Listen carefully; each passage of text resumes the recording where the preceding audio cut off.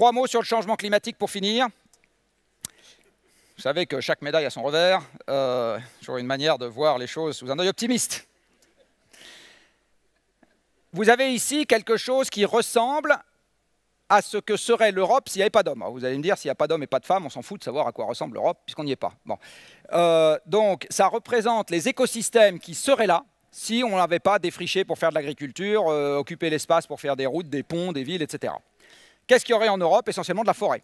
Ça veut dire que les conditions de température et surtout de pluviométrie sont suffisamment clémentes pour que nous ayons des forêts, c'est-à-dire des écosystèmes abondants, on va dire. Voilà l'Europe de la dernière ère glaciaire. Il y a 20 000 ans, nous sommes au dernier maximum glaciaire. La Terre est beaucoup plus froide, il y a des mammouths partout, vous savez, ceux à poil laineux. Vous avez une énorme calotte de glace qui est posée sur la Scandinavie. La même chose posée sur le Canada. Cette glace a pris tellement d'eau dans l'océan pour se former que le niveau de l'océan a baissé de 120 mètres. Donc le Havre n'est pas une cité portuaire. Et on peut aller mettre la pâtée aux Gallois au rugby à pied. Le point bas de la Manche, c'est 115 mètres, donc on peut y aller à pied. Eurotunnel fait faillite, enfin bref. Donc c'est un monde assez différent. Et vous voyez qu'à ce moment-là, il fait froid, donc il fait plus sec. Et l'écosystème installé sur l'Europe, c'est essentiellement un écosystème de type nord-sibérien. C'est de la steppe et de la toundra, c'est sec, c'est froid, c'est pas agréable et il ne pousse pas grand-chose. Eh bien, la différence de température planétaire entre ces deux paysages, c'est 5 degrés.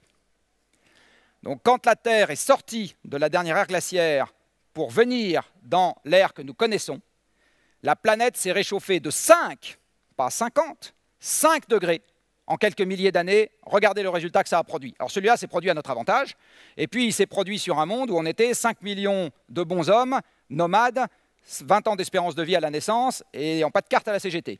Donc ce problème-là, d'accord, pas un sujet. Le même genre de transition s'appliquant en un siècle ou deux à 7 milliards de bipèdes sédentaires. Vous avez vos infrastructures, vos écoles, vos habitudes, vos champs, etc. Vous n'allez pas partir avec ça sur le dos pour aller vous installer chez le voisin qui en plus ne sera pas d'accord. Il est évident que ce genre de transition dans un monde de 7 milliards d'hommes sédentaires se terminera par tout sauf la joie et la bonne humeur. Ça sera un monde violent et chaotique. Violent et chaotique. Donc quand le GIEC, qui va publier son 5e rapport d'évaluation dans très exactement 3 jours, va vous dire on risque quelques degrés, en gros, moi je vous le traduis avec le langage de tous les jours, on risque la guerre.